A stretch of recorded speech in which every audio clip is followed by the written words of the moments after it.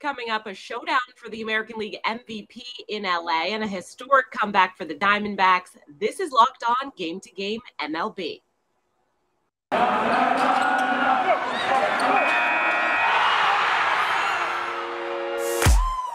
The biggest games, the best performances, expert analysis. You are Locked On Now. Welcome in. You're listening to Locked On Game to Game MLB, local experts weighing in on the biggest stories in baseball. I'm your host, Kainani Stevens. Thank you for making Locked On your first listen every single weekday. We have all of our MLB hosts here. They are ready to recap the action for you from Monday. We're going to start out with two of the best hitters in the league facing off in last night's biggest game. The biggest game. It was pretty much a showdown between the American League MVP candidates, Aaron Judge and Shohei Ohtani, both flexing their muscles going yard, but Ohtani got the last laugh as the Angels got the 4-3 win. Locked On Angels recaps a really good game in LA.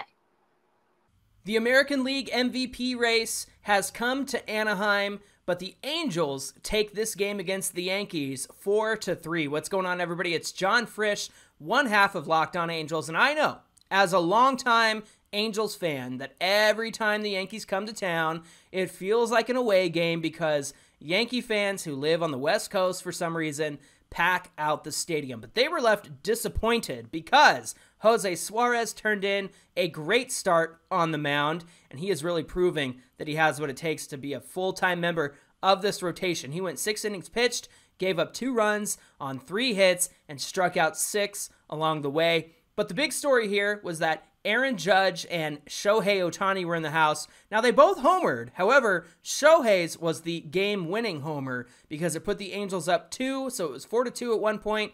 Aaron Judge got it back, and it was 4-3. But the Angels' bullpen locked it down and secured the win.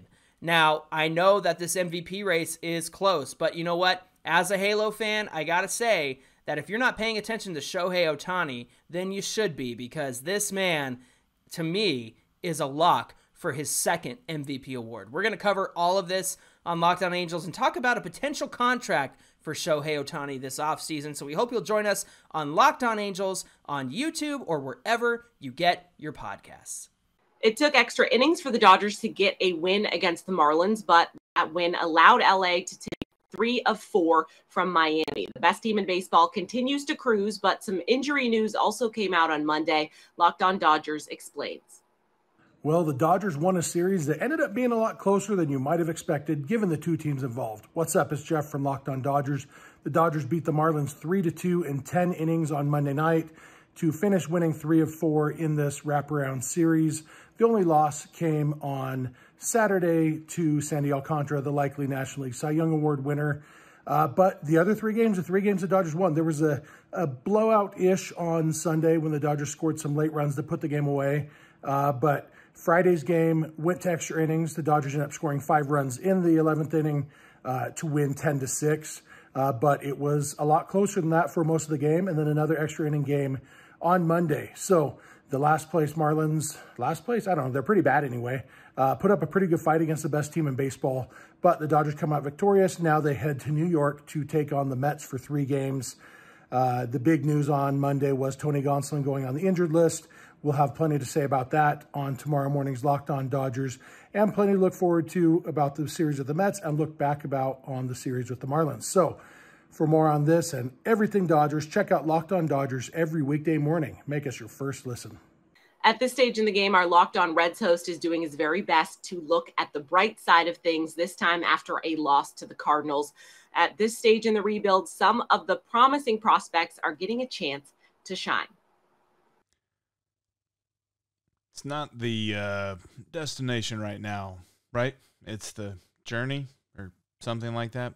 There were a couple of good positives from this game, but yeah, really rough night at the ballpark for your Cincinnati Reds. Hey, this is Jeff Carr from the Locked On Reds podcast, and Stuart Fairchild, TJ Friedl, and Chucky Robinson all went yard. Chucky Robinson's first home run of his career, and at the time, it almost looked like the Reds were trying to make a play. Now, they absolutely pitched terribly. Chase Anderson, his first inning looked phenomenal. His second inning was every bit the opposite. Like if you had a boat on the water that looked like it was about to just sail all the way across the ocean and then completely blew up and sank to the bottom, that's what Chase Anderson did in the second inning. Lost his mind, gave up 5 earned runs, and then the bullpen came in and gave up a lot more. The Reds never had a shot in this game, even though for a moment in the fourth inning it looked like they tried to, but good game for the rookies hitting some dingers. It was the veterans that were giving up everything. We're going to talk a little bit about that, and we're also going to focus on the streak that Jonathan India is on right now. His hitting streak stretched to 12, longest of his career. We've got a lot to say about that on the next Locked On Reds. The Chicago Cubs are well out of the playoff mix, so technically this game against Toronto yesterday really didn't matter, but it never feels good to blow a 4-run lead. Our Locked On Cubs host is sick, to say the least, after an all-around terrible showing from Chicago. You know, it's hard. I mean, look at me. I mean, look how tired I look. It's hard to say, yeah, this game didn't matter, so what does it matter? But when you lose a game like this, 4-0 lead, Ross runs out a bunch of relievers, an extra inning for some reason today, I guess, to get a look at them. They blow a lead. They make multiple outs on the base pass, can't situationally hit. I mean, if you were watching this game for the first time, you would have thought the Cubs were the playoff team that just didn't play well today, and Toronto was the scrappy, 15 games under team that's trying to make some noise at the end of the year. I just a debacle of a performance. Blow a 4-0 lead late, multiple opportunities to blow it open, multiple opportunities to shut the door, can't do it. Blue Jays win. The game doesn't matter. There were some good things, but holy Moses, I can't. I love the game of baseball. I'm a purist. I can't pretend that game doesn't upset me, because it does. Coming up, the Diamondbacks made a historic comeback and the Red Sox lose the mental game. This is Locked On Game to Game. Today's edition of Locked On Game to Game is brought to you by BetOnline, the #1 spot for all of your online sports gambling needs. College football is back, the NFL is right around the corner, and of course, MLB hitting its stride. Whatever you want to bet on, you can do that at betonline.net. BetOnline, it's where the game starts. Welcome back to Locked On Game to Game MLB. I'm Kainani Stevens. Thank you for making Locked On your first listen every single weekday. Now we continue with a look around the league. Let's go around the league. Baseball at its core really is a mental game. Boston failed at that. Couldn't keep track of outs. They also had issues running the bases. Ultimately, that cost themselves the game. Locked On Red Sox goes over the loss in Minnesota.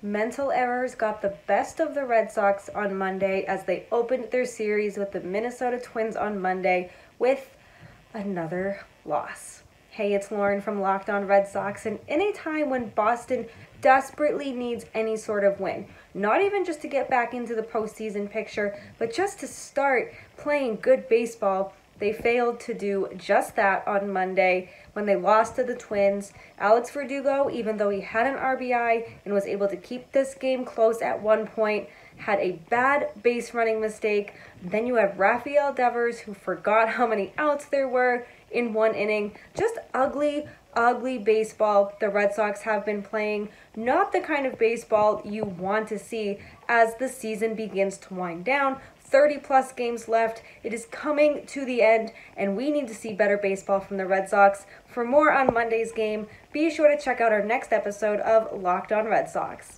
The Diamondbacks looked like the comeback kids last night. They came back from a 7-run deficit to get a decisive 12-7 win. Locked On D-backs details how it all went down in the desert. Mad Bum struggles early, but it's okay because Corbin Carroll and the D-backs offense come storming back to take down the Phillies 13-7. Miller Thomas of Locked On Diamondbacks here.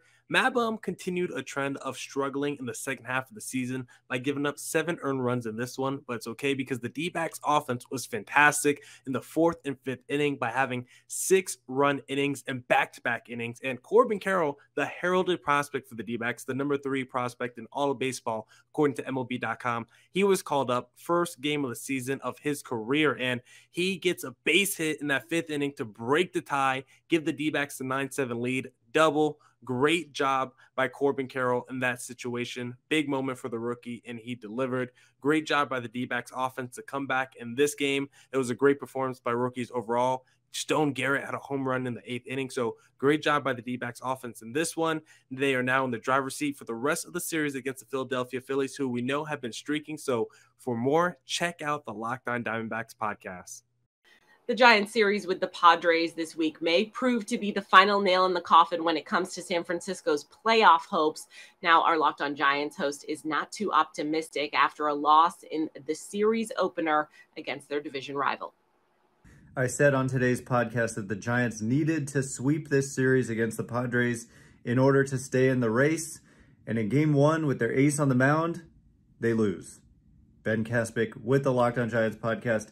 So yeah, not a good start to needing to sweep a series here. And now, even if you win the next 2 games, you're still 6.5 back with 33 games to play. And so I guess technically you're still alive if you do that. But look, all this talk about making the playoffs and needing to do this, needing to do that, kind of misses the big point, which is that this has been a supremely disappointing season for the Giants, who won 107 games last year. And this year now, I think they're 5 games below 500. I've kind of stopped looking at the standings because the Giants become seemingly less and less relevant every single day. And so we're going to continue for the rest of the year to kind of break down what went wrong and what the plan is moving forward for the Giants.